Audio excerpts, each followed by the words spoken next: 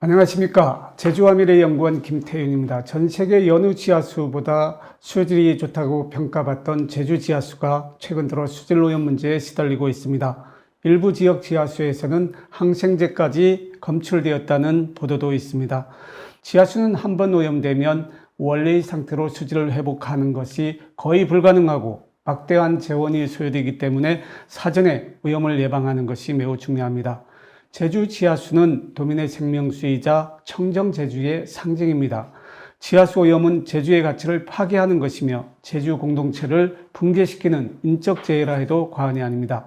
제주와미래연구원, 한라일보, KCTV 제주방송, TVN 제주교통방송이 공동으로 마련한 제주 대전환 프로젝트 물은 제주의 미래다.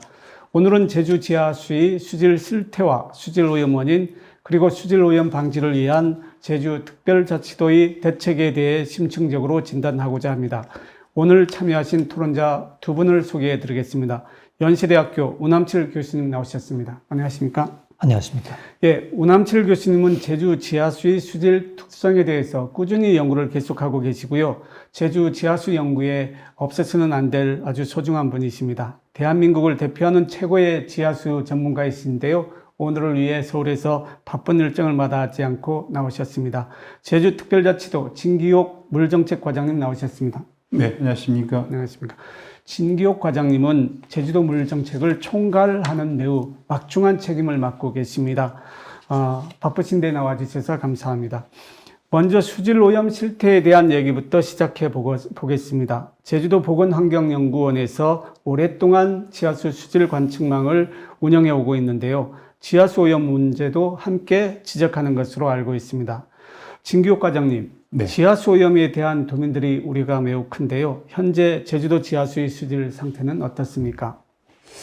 제주 지역의 이 수질 상태는 이제 서부 지역과 이제 동부 지역으로 대부분 나눌 수가 있습니다. 특히 서부 지역인 경우는 이제 축산 시설의 밀집이라든가 이 전 지역에 걸친 농업 활동으로 인해서 이제 그 질산성 질소가 오염이 됐다라고 지금 저희들이 판단을 하고 있고요. 그래서 저희들이 지금 관측정에 의해서 이제 수질 측정을 해보면 이제 먹는 물 수질 기준치인 이제 CPPM을 이제 질산성 질소가 이제 초과하는 사례가 이제 빈번히 발생하고 있다는 말씀을 드리겠고, 특히 이제 한림 지역이라든가 한경, 대정 지역은 저희들이 그 농업용수로도 이제 활용하지 못할 정도의 지금 수질이 와 있다는 말씀을 드리겠습니다. 그리고 동부 지역인 경우는 이제 염지하수가 이제 부존되는 지역입니다. 그렇기 때문에 이제 염소 이온이 상대적으로 아주 이제 높게 이제 형성이 되고 있어서 지금 pH가 이제 우리가 먹는 물 수질 기준이 5.5에서 8.5 ppm인데 지금 어떤 지역은 지금 8.5를 이제 초과하는 지역도 이제 가록적으로 나오고 있습니다만 저희들이 그러한 부분들은 잘 관가를 하고 있고요. 또 최근에 지금 언론 보도 상으로 지금 이 도민들이 좀 알고 있을 겁니다. 최근에 이제 이제 대장균군 등 이제 미생물 항목에 대해서도 이제 검출된 사례가 이제 발생이 되고 있거든요. 그래서 이제 저희들이 거기에 따르는 것들을 이제 지하수연구센터하고 협의를 해보니까 지금 특히 이제 우리 신촌에서부터 이제 동부 지역으로 이제 해안변에 위치한 지하수 관정에서 이제 미생물이 발생이 돼가지고 그걸 저희들이 이제 보건환경연구원에서 이제 시험을 해보니 어떤 성분이 나왔냐면 철 박테리아로 이제 추정이 됩니다. 네. 이제 됐고요. 그게 왜냐하면 케이싱을 이제 우리가 시공을 할 때 거기에서 이제 나올 수 있는 그러한 이 성분이 되겠습니다. 근데 인체에는 아주 이제 무해한 이 균이라고 이제 미생물이라고 보시면 될 것 같습니다. 네, 진기옥 과장님께서 제주도 지하수 전반에 대해서 여러 가지 오염 현상을 말씀해 주셨는데요. 우남칠 교수님은 제주도 지하수 수질 특성, 특히 서부 지역 지하수 수질 특성에 대해서 아주 집중적으로 연구를 해오신 걸로 알고 있습니다. 서부 지역 지하수 수질 상태가 어떻다고 진단하십니까? 심각한 상황인가요? 일단 지하수 수질 현상을 저희가 연구를 했지만 일단 제주도에서 가장 중요하게 문제가 될 수 있는 고온 물질로 저희가 질산성 질소를 먼저 꼽고 그걸 집중적으로 그 원인하고 이제 과정을 연구를 했습니다. 질산성 질소는 왜 중요하냐면 이게 굉장히 쉽게 이동할 수 있는 지하수에서 굉장히 안정적으로 존재할 수 있는 거기 때문에 물이 움직이는 그 범위만큼 또 물이 움직이는 그 속도만큼 같이 움직이게 돼서 오염 범위가 가장 넓게 퍼질 수 있는 그런 오염 물질입니다. 그래서 또한 이 질산성 질소는 수처리를 할 방법 중에서도 굉장히 돈이 많이 드는, 그래서 수처리 자체가 굉장히 어려운 그런 오염 물질이기 때문에 이거에 대해서 집중 관리, 예방적 차원에서의 관리가 필요하고, 그래서 저희가 이제 연구를 이쪽에 집중을 해서 하게 됐던 거고요. 뭐 저희 연구뿐 아니라 환경부에서 2018년에 발표했던 자료, 그다음에 또 제주 보건환경연구원하고 다른 연구진들이 모아서 2018년에 발표한 자료를 보면 대체적으로 이 질산성 질소의 오염도가 공간적으로 봤을 때는 하류 쪽이 중산간보다 더 높게 나타나고, 네. 그다음에 시간적으로 보면 거꾸로 오히려 중산간 쪽이 하류보다, 왜냐하면 강우에 의한 영향들 이런 것들이 있기 때문에 더 나타나고 뭐 이런 것들에 대한 얘기들이 있지만, 제가 어느 정도 심각한가에 대한 질문에 답을 정확히 드릴 수가 없는 거는, 이러한 보고서들이 보통 1년 단위 보고서들이 쭉 나와 있는데 네. 이걸 전체적으로 모아서 장기적으로 분석한 결과들이 별로 없습니다. 네. 그래서 앞으로 차제 제주도에서 좋은 지하수 연구 센터도 생겼고 하니까 이런 부분들, 그동안에 단편적으로 모았던 많은 자료들이 있지만 이 자료들을 종합적으로 분석을 하고 해석을 해서 정보로 도출하는 과정들이 네. 굉장히 필요하다고 생각합니다. 왜냐하면 그게 돼야 지금 저한테 질문해 주셨던 이게 과연 어느 정도 심각한 것인가. 왜냐하면 단순히 법적 기준으로만 얘기한다는 것은 심각성을 얘기할 수가 없거든요. 네. 그래서 그런 부분이 필요하다고 생각합니다. 네. 진기욱 과장님, 네. 그 일반 세균, 대장균, 염수, 여러 가지 어떤 다른 성분들에 대한 검출도 나타나고 있는데요. 이러한 특성들이 지역적으로 좀 특징적으로 나타나는 현상들이 있을까요? 네, 그거는 지금 뭐 잘 아시다시피 우리 지금 서부 지역인 경우는 이제 축산, 돈사가 이제 많이 이제 집중적으로 이제 시설이 되어 있고, 또 이제 그 서부 지역인 경우는 특히 이제 농업 활동을 지금 많이 하고 있는 지역입니다. 왜냐하면 대정 지역인 경우는 뭐 마늘, 뭐 이 한경 쪽에는 뭐 브로콜리라든가 뭐 이제 양배추, 뭐 기타 등등 이런 쪽도 하고, 이제 한림 지역도 마찬가지입니다. 그러다 보니까 지금 저희들이 지금 연구를 해서 이제 논문을 발표한 결과를 보면 사실은 우리가 화학 비료를 100을 살포를 했을 때 사실은 작물이 이 흡입하는 양은 한 30%에서 35%로 지금 보고 있거든요. 그럼 과연 그 나머지는 어디로 갈까요?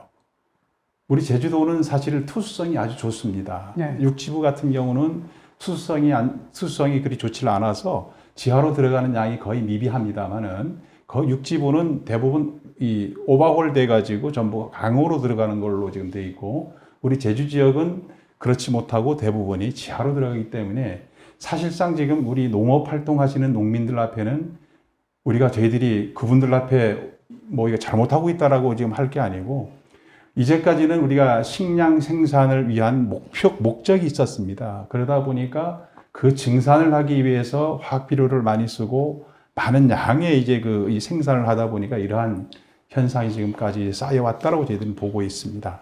네. 교수님, 그 질산성 질소 법적 기준이 그 우문일 수는 있지만 이것은 여러 가지 성분들이 함께 오염되고 있는 지표를 나타내주고 있잖아요. 그래도 도민들은 질산성 질소가 오염되면, 대장균에 의한 오염이 되면 어떠한 영향이 있을까? 또 어떤 것들을 또 대비하면서 관리해야 될까 하는 생각을 갖게 됩니다. 이 영향 등에 대해서 말씀 좀 부탁합니다. 네, 일단 환경의학적으로 이제 알려진 상황들만 말씀드리면, 질산성 질소가 이제 제일 문제가 되는 거는 6개월 이하의 어린이들입니다. 그러니까 유아죠, 유아. 걔네들, 그 어린 유아들이 만약 질산성 질소가 되어 있는 물을 섭취하게 된다면은, 질산성 질소가 혈액에 들어가서 헤모글로빈이 산소를 옮겨야 되는데 그 과정을 방해하는 역할을 하게 됩니다. 네. 그래서 결과적으로 입술이 파랗게 나타나는 청색증의 문제가 생기고요. 뭐 혈압이 떨어진다든지 아니면 심박수가 증가한다든지 이런 문제가 생기고 특히 노약자들에게도 마찬가지입니다. 면역체가 낮으신 분들은 그분들도 이제 심박수의 증가라든지 아니면은 복부 경련이라든지 두통이라든지 이런 것들도 나타나는 보고가 되어 있습니다. 반면에 대장균의 경우는 실은 모든 이 포유류 동물들의 대장에 사는 균들이 박테리아들이 나오는 거기 때문에 특별하게 건강상 직접적인 염려는 없다고 보고가 되어 있지만 이제 그 중에 몇 개, 뭐 0157 뭐 이런 것들 있지 않습니까? 그런 것들은 먹으면은 식중독을 일으키거나 뭐 소화기계에 문제가 있다고 알려져 있습니다.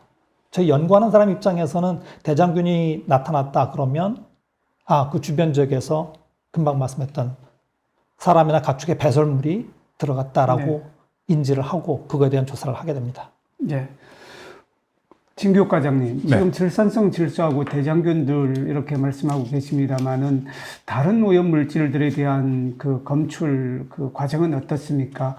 좀 심각한 수준인가요? 아니면 이 문제에 대해서 대책도 마련해야 될 텐데 질산성 질소와 대장균 외에 다른 어떤 지하수를 오염시키는 원인 물질들에 대한 그 조사된 게 있으면 말씀을 좀 해주십시오. 네. 지금 저희들이 최근에 저희들 그 상하수도 본부에서 지금 연구를 하고 있습니다만은 지금 광역 상수원이 9개 수원이 있습니다. 네.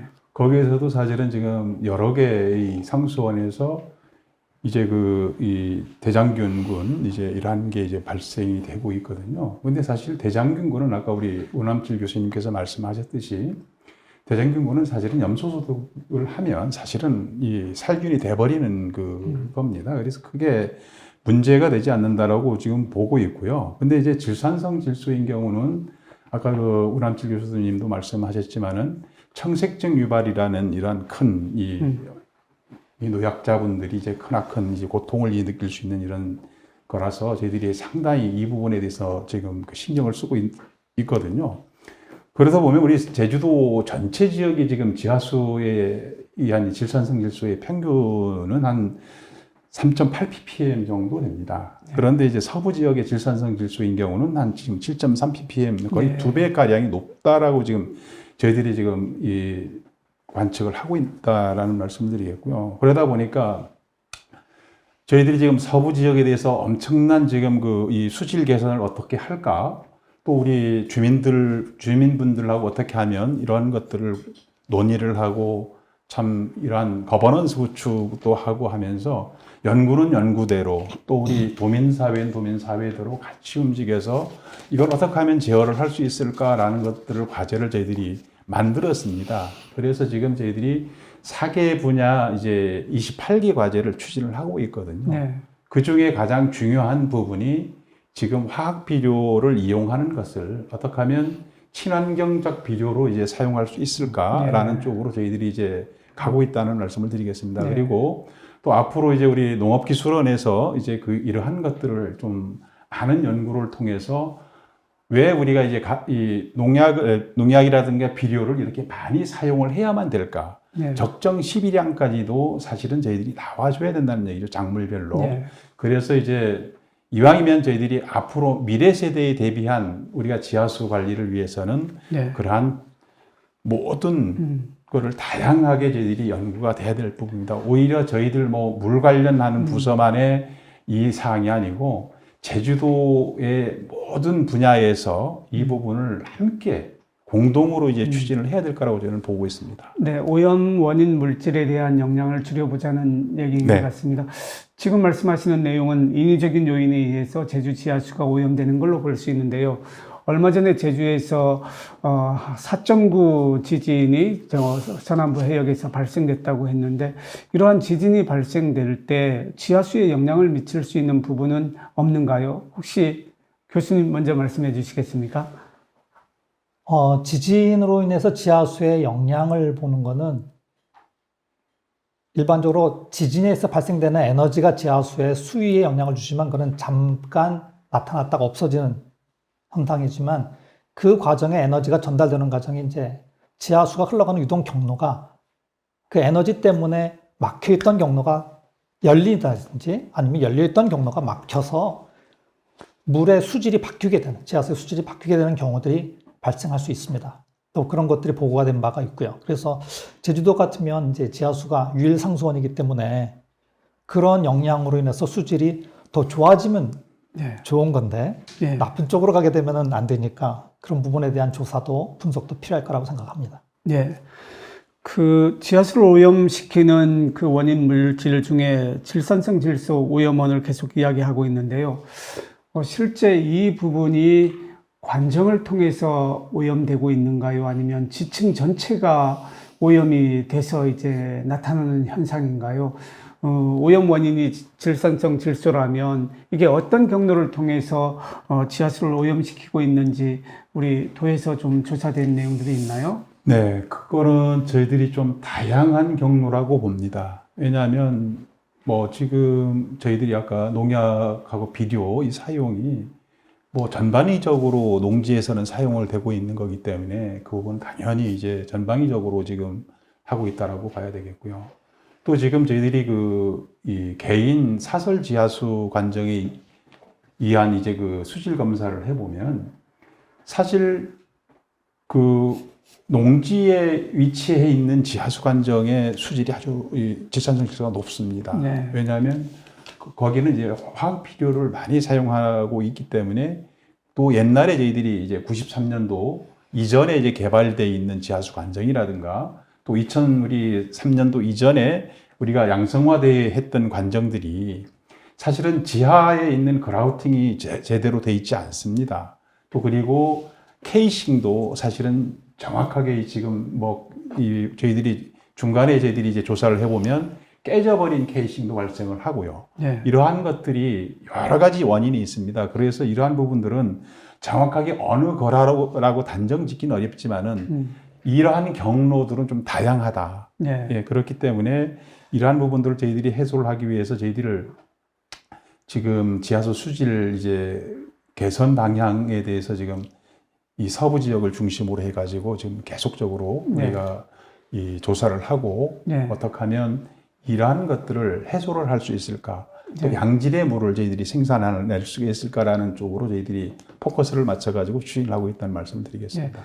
오남철 교수님, 서부 지역 질산성 질소에 대해서 연구를 많이 하셨는데, 지하수 오염, 질산성 질소를 줄이기 위해서는 관정을 개선하면 하나의 방법은 될 수 있을 것 같습니다만은, 그거는 좀 더 쉽게 다가갈 수 있는 방법인데, 서부 지역 지하수 질산성 질소가 관정에만 의해서 오염되는 것인지, 다른 요인도 있는 것인지, 모르는 내용을 더 밝히기 위한 연구까지 수행을 해야 되는 건지, 종합적으로 말씀을 해 주십시오.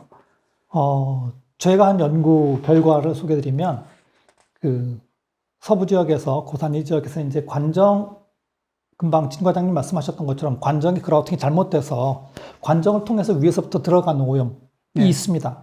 그런데 저희가 그 밑에 있는 지하수의 오염로를 봤더니 그것만으로는 전체 설명이 안 되는 거예요. 그 관정이 들어가는 거 있는데 그보다 훨씬 더 많은 오염이 지하에 있기 때문에 저희가 그걸 추적을 했고요. 저희가 네. 제주연구원하고 공동 연구를 하면서 한 2년 반 동안 추적을 한 결과 그게 저기 중산간부터 들어가는 오염들이 아래로 나온다는 거였죠. 예. 그러니까 제주도는 굉장히 빠른 투수성을 가지고 있는 현무암층이 대수층으로 있기 때문에 비가 오면 그게 쭉 들어가는데 그게 네. 중산간부터 아래로 내려오는 데까지 전체 다 오염원 물질만 있으면 그게 다 아래로 내려갑니다. 네. 내려간 게 아래로 와서 해안 지역에 다 모이게 되니까 결국은 해안 지역에서는 그 지역의 농업에서부터 들어가는 것과 네. 위에부터 내려온 것이 다 모이게 되니까 이제 해안 지역이 집중적으로 네. 오염이 높게 나타나는 현상입니다. 그 서부 지역이 수리 지질적으로 다른 지역과 다른 특성이 있습니까? 지금 교수님 말씀대로라면 서부 지역뿐만 아니라 남부, 동부 다 그러한 수질 특성을 갖고 있다면 굉장히 여러 가지 오염 물질이 지하수에 함유될 수 있는 상황을 이제 가질 거라고 생각하게 되는데 수리 지질적으로 서부 지역이 좀 더 빠르게 스며든다든지 그런 특징이 있나요? 아니요. 기본적으로 지질학적인 특성은 다 똑같습니다. 예. 그런데 서부 지역의 차이는 이제 저희가 수리지질학의 산화 앞에 들어가는 수리라는 게 물에 반응하는 거거든요. 근데 서부 지역은 다른 지역보다 비가 적게 옵니다. 네. 그러니까 비가 와서 들어가는 물이 끌고 들어갔다가 물이 많으면 깨끗한 물이 희석을 시켜주는데 희석이 안 되는 거죠. 네. 그러니까 농도가 높아지는 거고 네. 다른 지역하고 또 차이는 저희가 이렇게 동서남북 지역을 비교를 해봤더니 서부 지역에 아까 진 과장님 말씀하셨던 것처럼 질산성 질소, 그러니까 질소 비료가 들어가 있는 것들, 그 다음에 액비들, 이게 다른 지역보다 훨씬 더 많이 쓰고 있더라고요. 예. 그러니까 오염 원인 자체가 많고, 예. 그 다음에 비도 적게 와서 그런 것들이 복합적으로 나타나는 결과가 서부 지역에 높게 나타나는 거로 저희가 해석을 하고 있습니다. 네, 좀 더 구분해서 말씀드려 보겠습니다. 질산성 질소 오염원이 비료에 의한 거하고 양돈 분뇨나 액비 사용에 의한 것들로 이제 구분되고 있는데요. 네. 서부 지역의 지하수에 그러한 질소 성분이 구분이 돼서 지금 관측되고 있나요? 아니면 전체 통으로 이렇게 다루어지고 있나요?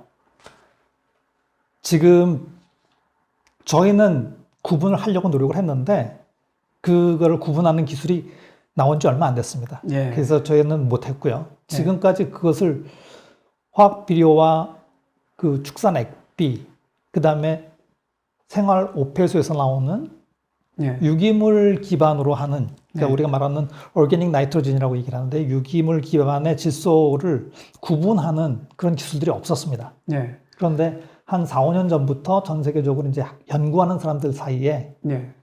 그 환경 동위원소 중에 뭐 보론이라는 게 네. 있어서 그걸 통해서 하는 기술이 시작이 됐는데 아직 우리나라에 적용을 시키기에는 해본 사례가 없고요. 네.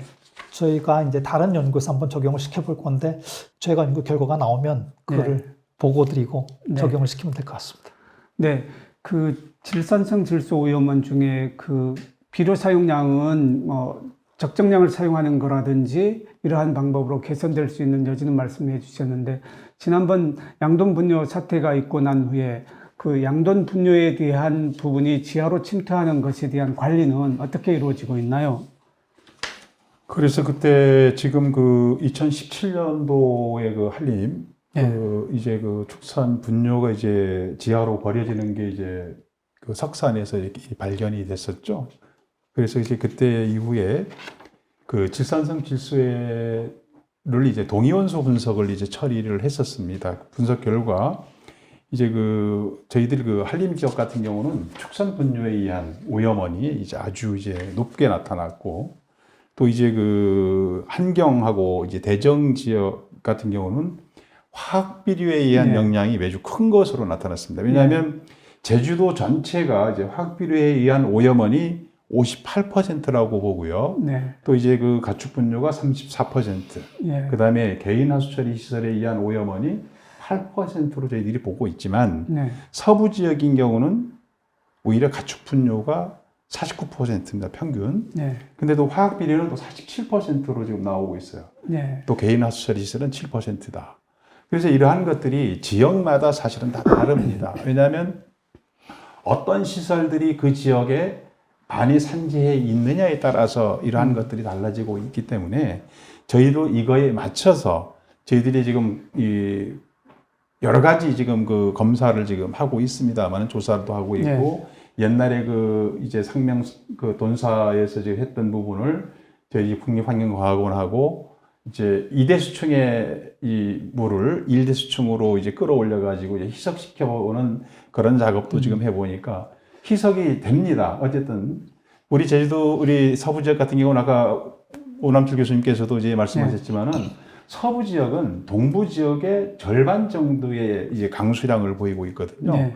또 우리 제주도 이 지형학적으로 보더라도 동부 지역은 이 동선이 아주 길게 이제 이 완만하게 돼 있습니다. 과장님, 그러면 그 가축 분뇨에 의한 것인지 화학 비료에 의한 것인지 이렇게 구분해서 측정하고 있다는 말씀인데요. 전반적으로 질산성 질소 농도가 증가하는 추세입니까? 아니면 그 가축 분뇨를 그 관리하고 그러니까 좀 정상 상태로 이렇게 멈춘 그런 현재까지는 지금 증가를 하고 있고요. 왜냐하면 저희들이 우리 서부 지역인 경우는 우리가 지하수가 빗물이 비가 내리면은 한 30년에서 50년 정도 이제 보고 있고 동부 지역인 경우는 우리가 10년에서 한 20년, 30년까지도 볼 수 있는데 저희들 우리 제주도는 뭐 연평균 우리가 지하수 연령을 18년으로 보고 있습니다. 그런데 이게 지금 현재 들어갔다고 해가지고 이게 질산성 질소가 확 높아지는 게 아니고 예. 기존에 이제 우리가 한 예. 2, 30년 전에 이제 이루어졌던 부분들이 현재 나타나다 보니까 이런 현상이 나오고 있고요. 이걸 앞으로 몇 년 후에 우리 미래 세대들 앞에 이거를 깨끗한 물을 물려주기 위해서는 지금부터라도 이런 질산성 질소를 유발하는 우리가 이제 화학 비료라든가 축산 분뇨 이러한 것들을 철저히 어떻게 하면 줄일까라는 정책을 저희들이 펴야 되겠지 않을까 그런 생각을 해봅니다. 오 교수님, 저는 그 질산성 질소의 그 농도도 법적 기준도 굉장히 중요하지만 처음 말씀하셨던 것은 지표에 있는 오염물질이 쉽게 들어간다. 그리고 이동이 빠르게 이루어진다. 이런 말씀에 저는 그 관심을 갖게 되는데요. 질산성 질소로 지하수를 사용하지 못하는 어떤 해외 사례라든지 지금 이와 같은 추세로 제주도가 질산성 질소 오염이 가속화된다면 좀 우려스러운 측면이 있어서 장기적으로 질산성 질소뿐만 아니라 여러 가지 오염물질을 관리하기 위해서는 뭔가 특단의 어떤 그런 그 생각을 가져야 될 텐데 뭐 해외 사례 등이 좀 소개해 주셨으면 합니다. 제가 처음에 말씀드렸듯이 질산성 질소라는 오염물질이 참 이렇게 다루기가 쉽지 않은 거예요. 워낙 물하고 잘 녹아서 움직이기 때문에. 그래서 뭐 우리나라에서는 아직 없지만 일단 외국에서는 그 유럽에서 EU라는 그쪽에서 처음에 1991년에 그 질산염 취약 지역, 그러니까 영어로 말하면 나이트레이트 벌러러블 존 이런 게 가지고 어떤 유역을 통째로 관리하는 그런 시스템을 개발했습니다. 그래서 그거를 그 당시는 EC였는데 그 EC에 관련되는 나라들에서는 전부 다 기본적으로 그 지역을 통째로 관리를 하라. 그러니까 유역을 관리하는 개념이었습니다. 그래서 상대적으로 취약한 지역을 질산염 오염에 취약한 지역을 정하고 그 지역을 집중적으로 관리해서 장기적으로 오염이 저감되는 걸 보자. 그래서 이제 최근에 나온 게 2021년에 논문이 나온 게 20년 정도 본 논문, 그 지역을 봤던 결과가 있는데 스페인의 한 지역입니다. 갈라칸타라는 지하수 유역이었는데 그 지역에 자기네가 1980년부터 2000년까지 20년 동안 봤더니 질산염의 농도가 한 58 ppm 정도였는데 2000년부터 2018년까지 봤더니 72 ppm 정도가 됐다. 전체적으로는 증가가 됐습니다. 그런데 국지적으로는 어떤 지역에서는 한 20%에서 30% 지역은 떨어지고 있는, 관리를 했기 때문에 떨어지는 지역이 보인다. 그래서 이게 논문에 나온 게 있고, 그 논문에서 이제 저자들이 주장하는 거는 이게 큰 광역적인 개념보다는 국지적인 특성, 뭐 제주도 같으면 이렇게 유역별 차이, 이런 지역적 차이 이런 걸 고려해서 집중적으로 관리하는 게 필요하다라는 걸 얘기했습니다. 그런데 이제 거기에서 맨 마지막에 나온 건 관리가 잘 안 된 이유가 뭐냐? 이게 EU라는 큰 집단에서 하니까 농업인들의 의견이 없었어요. 그러니까 농업인들이 자발적으로 참여하지 않고 정부가 나서서 모든 걸 다 하니까 이 사람들은 그거에 대해서 무관심했고 그러다 보니까 농업인들은 그냥 자신이 하던 그대로의 농업 활동의 패턴의 변화가 없었던 거죠. 그런 거가 문제가 됐다. 그래서 앞으로는 정책 결정에 농업인들이 잘 자발적으로 들어올 수 있도록 해야 된다. 이런 것들이 마지막 결론에 나왔습니다. 지하수 특별보호구역을 정해서 토지이용 관리를 하는데 지금 우리가 얘기되고 있는 질산성 질소 오염을 규제하기 위해서 뭐 특별보호구역이나 이런 곳에서 좀 더 강력하게 추진하는 정책이 있나요? 지금까지는 저희들 그 지하수자원 특별보호구역으로 지정을 했지만 그게 강력한 뭐 토지이용 규제를 할 수 있는 제도는 아닙니다. 그거는 지금 현재까지는 거기 내에서는 지하수를 개발하지 못하도록 하는 제도지 이제 뭐 개발 행위를 제한하는 제도가 아니거든요. 수량을 좀 관리하는 측면에서는 도움이 되지만 수질 측면에서는 뭔가 대책으로는 지금 미흡한 상황이라는 말씀이네요. 말씀 이어주시죠. 그래서 저희들이 아까 서두에서 말씀을 드렸습니다만은 우리가 4개 분야 28개 과제를 이제 지속적으로 추진을 하고 있습니다. 그거는 이제 축산이라든가 농업, 하수, 지하수거든요. 근데 특히 이제 우리 축산 분야 같은 경우는 최근에 이제 이 축산 분뇨를 액비 처리하는 것을 이제 정책 기조를 바꿨습니다. 어떻게 바꾸냐면 정화 처리 방법으로 지금 바꿨죠. 이 방향을. 액비로 해서 이제 옛날 초지에 이제 살포를 이제 하다 보니까 그게 바로 이제 이 지하수의 영향을, 수질에 영향을 주고 있기 때문에 그런 것도 바꿨고, 또 최근에 지금 저희들이 축산정책과에서 많은 노력을 하고 있습니다. 왜냐하면 지금 대지 있지 않습니까? 이제 이 사육 밀도라든가 적정 사육 두수가 과연 제주도에 어느 정도인지까지도 네. 저희들이 지금 용역을 지금 저 하고 네. 있는 걸로 알고 있습니다. 그리고 이제 그다음에 액비 이제 관리 기준을 강화를 해 나가고 있고, 또 앞으로 이제 배출 시설에 대한 지도 감독도 이제 강화를 더 이제 하고 있다는 말씀을 드리고요. 두 번째로는 농업 분야에서는 이제 아까도 말씀을 드렸지만 화학 비료를 어떻게 하면 절감을 할 수 있을까? 네. 또 거기에서 이제 어떻게 하면 이제 그 화학 비료를 절감을 하고 이제 그 유기질 비료를 구입을 해가지고 지원할 수 있는 그런 정책으로 좀 이제 방향을 이제 바꿔가고 있다는 말씀을 드리겠고요.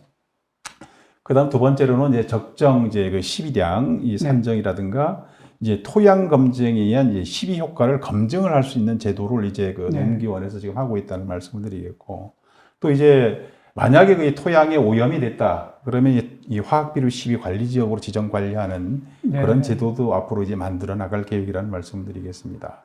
그리고 이제 앞으로 저희들이 추가적으로 해야 될 부분이 화학비료 시비 관리 지역을만 지정을 하면 안 되고요. 그거에 따르는 농업 환경을 정밀 조사를 해서 네. 농업인들이 이제 피해를 입지 않는 그런 수준에서 저희들이 이제 추진을 이제 해야 되지 않을까라는 생각을 해봅니다.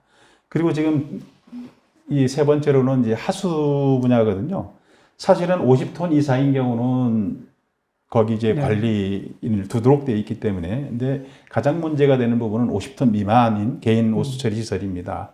그러다 보니까 저희들이 우리 도민들, 우리 건축주분들이 이게 불호라든가 모든 걸 자동으로 전기 장치를 내려버리면 원액이 전체적으로 지금 지하수로 들어가고 있거든요. 네. 그러다 보니까 뭐 질산성 질소는 뭐 당연히 높아지고, 그 대신 이제 어떤 문제가 나오냐면 우리 상수원, 우리가 먹고 있는 물에서 대장균이라든가 이런 것들이 지금 나오고 있다는 말입니다. 왜냐하면 그거는 우리가 버린 물에다가 우리가 먹고 있는 꼴이 네. 되는 거거든요. 그러다 보니까 저희들이 이 부분에 중점을 두겠다는 말씀을 드리겠고요. 저희들도 우리 지하수 분야도 상당히 이제 우리 선진화는 돼 있지만 앞으로도 더 가야 할 길이 많습니다. 그래서 이제까지는 지금 개인 위주의 이제 수질 관리를 했었지만 앞으로는 우리 행정 주도의 이제 그 수질 검사를 확대해 나가겠다. 또 그리고 이제 지하수 수질 이 전용 측정망 설치를 지금 현재 우리 29개소가 원래까지가 돼 있습니다만 앞으로는 환경부 기준인 0.44kg/평방미터당 격자형으로 해가지고 일개를 하면 한 560개 이렇게 정도를 이제 해야 됩니다. 그걸 뭐 전체적으로 신설하겠다는 부분은 아니고요. 기존 지하수 관정을 이용을 해서 격자형에 들어오면 거기를 우리가 지정할 수 있는 범위를 좀 지정해가지고 고정적으로 저희들이 수질 관리라든가 수위 관리를 좀 해나가겠다는 말씀드립니다. 예, 과장님 고맙습니다.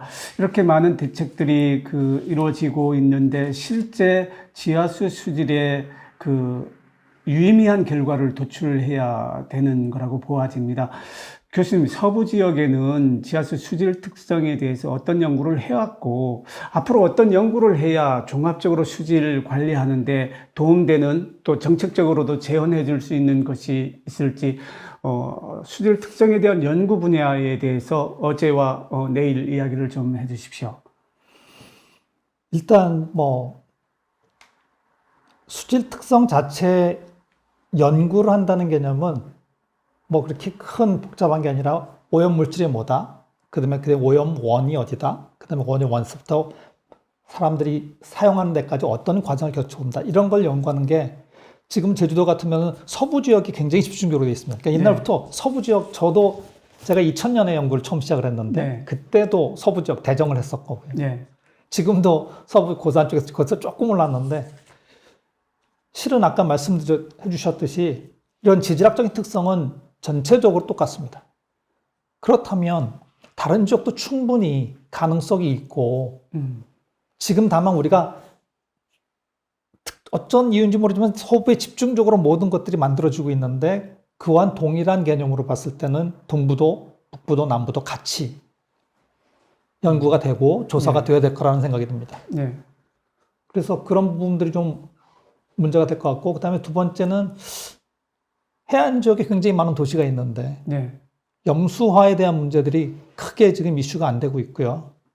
오히려 제가 본 걱정되는 거는 해안 지역에서 너무 모여 살면서, 왜냐면 바닷물이 육지로 한번 들어오면은 비가 많이 오더라도 바닷물이 나갔을 때 그 안에 지질 매체 염분이 남아 있습니다. 네. 그냥 거기 있는 물을 쓰면 다시 염분이 같이 올라오거든요. 네. 그러니까 그런 부분들 때문에도 이런 해수가 침투가 되는 부분들을 관리할 수 있는 그런 연구들이 좀 나와야 되지 않겠나라는 생각이 듭니다. 그리고 맨 처음 말씀하실 때 현상들에 대한 그 결과들은 있는데 종합적으로 바라보지 못해서 어떤 적합한 정책을 도출하는데 큰 도움을 얻지 못하는 것처럼 말씀하셨거든요. 네. 자료의 종합화라든지 해석에 대한 부분을 좀 설명해 주시죠. 그런 부분들은 지금까지 우리가 설명했듯이 모든 게 제주도는 굉장히 특이하게도 공간적으로 변하고 시간적으로 변합니다. 왜냐하면 강수 자체도 시간적으로 많이 변하기 때문에 그런 모든 것들이 단편적으로 존재하는 거예요. 네. 그리고 보고서도 보면은 제가 많은 보고서를 봤지만 여러 기관들이 나오는 보고서들이 그 데이터에 대한 제일 먼저 질문을 던지는 것은 신뢰성입니다. 네. 제주도도 굉장히 오랫동안 많은 데이터를 가지고 있지만 과학적으로 신뢰할 만한 데이터가 얼마가 있냐, 그거에 대해서 검증을 해본 적도 별로 없고요. 네. 그래서 데이터에 대한, 자료에 대한 신뢰성과 그 다음에 그것이 재생성과 대표성 이런 것들을 우리가 보통 3R이라 그러는데 네. 이걸 전체를 보고 골라내서 그 안에서 정말 필요한 정보가 뭔지 이거를 도출해내는 작업들이 네. 필요합니다. 그러니까 자료를 만드는 거는 굉장히 잘하셨어요. 예. 근데 그 자료에서 살아있는 의미를 찾아내는 정보화를 아직 네. 부족한 부분이 있기 때문에 네.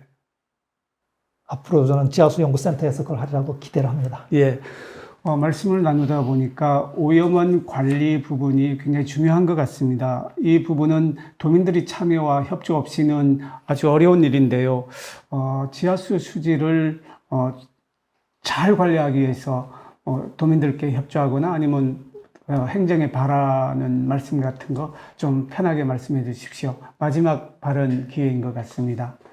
참 저희들 그 물 관리가 상당히 어렵습니다. 이게 뭐 저희들 우리 도에서만이 할 수 있는 부분이 아니거든요. 뭐 전문가분, 그다음에 도민, 뭐 여러 가지 이게 단체라든가 이런 것들이 혼합적으로 모여서 이제 저희들도 거버넌스 체계를 이제 구축을 이제 하기 위해서 노력을 이제 해야겠다.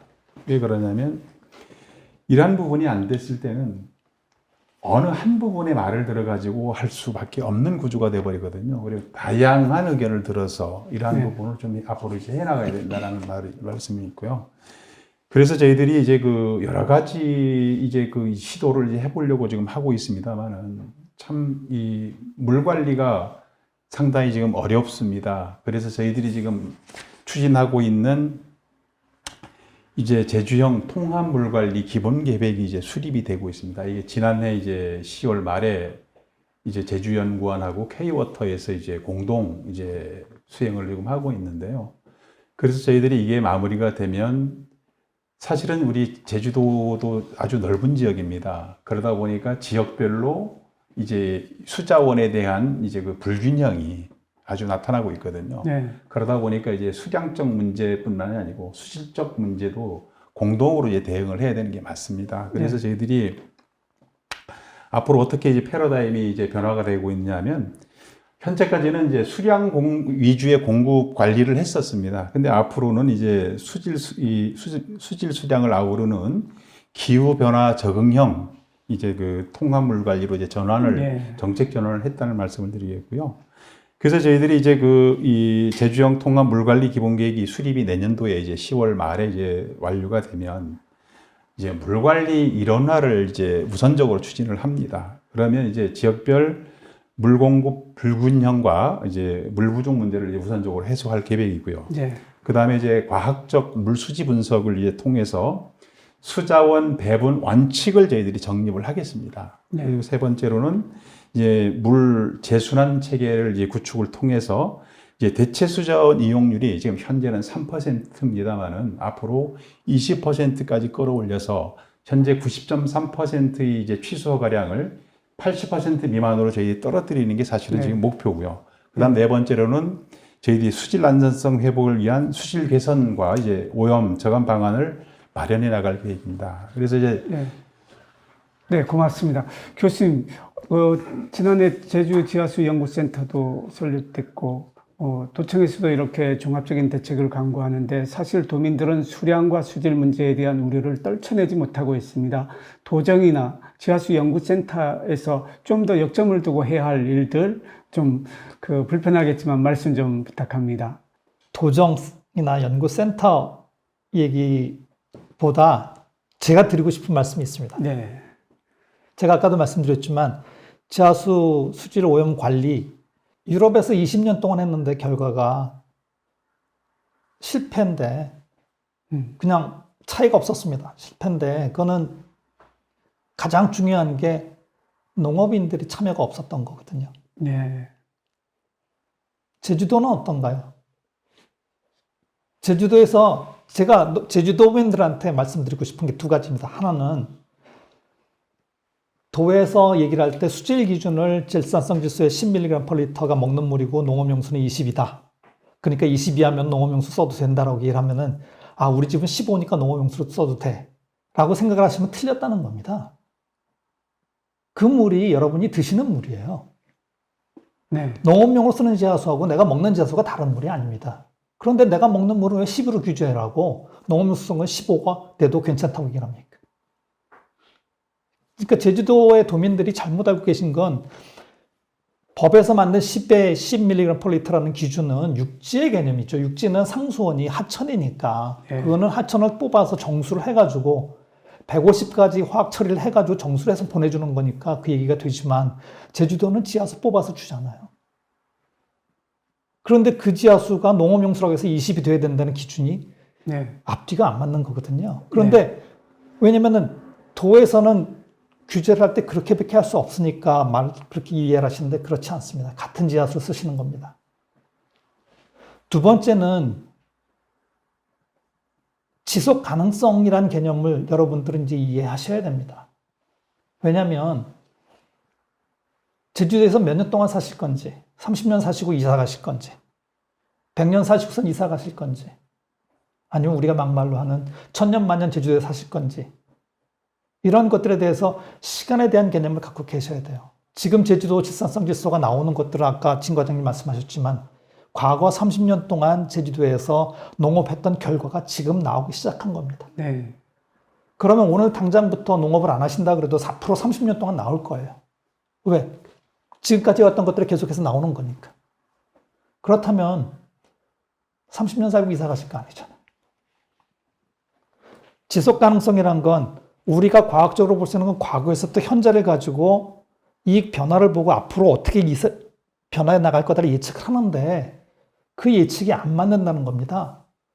왜냐면 과거 30년 동안의 우리의 삶의 양태가 앞으로 30년 삶의 양태하고 똑같지 않잖아요. 네, 그러니까 이게 같이 예측을 할 수가 없어서 대부분의 기후변화에 관련된 것들은 모두 다 시나리오를 베이스로 해가지고 예측을 하는데 아마도 최악의 경우를 봐야만 할 겁니다. 네, 그렇다면 지금 당장 우리 세대는 좀 불편하지만 내 자식들의 세대, 손주들의 세대를 생각해서 지금부터 여러분이 나서서 참여하셔서 스스로를 관리하시고 그래야만 제주도의 수질 보존이 되지 않을까라는 생각이 있습니다. 교수님 말씀이 굉장히 가슴에 와닿습니다. 열띤 토론을 진행하다 보니 어느새 시간이 정해진 것 같습니다. 시청자 여러분, 도민 여러분, 오늘 토론 어떻게 보셨습니까? 수질 관리는 어쩌면 수량 관리보다 더 중요하다고 생각할 수 있습니다. 제주의 지하수가 오염되면 제주는 생명력을 잃은 섬이 되고 말 것입니다. 수질 보호는 도민이 함께 지켜야 할 역할과 책임이라고 생각을 합니다. 후손들에게 깨끗한 지하수를 물려주기 위해서 지금 당장 할 수 있는 일은 오염원을 줄이는 길밖에 없는 것 같습니다. 도민 여러분이 함께 나서야 할 때입니다. 오늘 토론 여기서 마치겠습니다. 시청자 여러분 고맙습니다.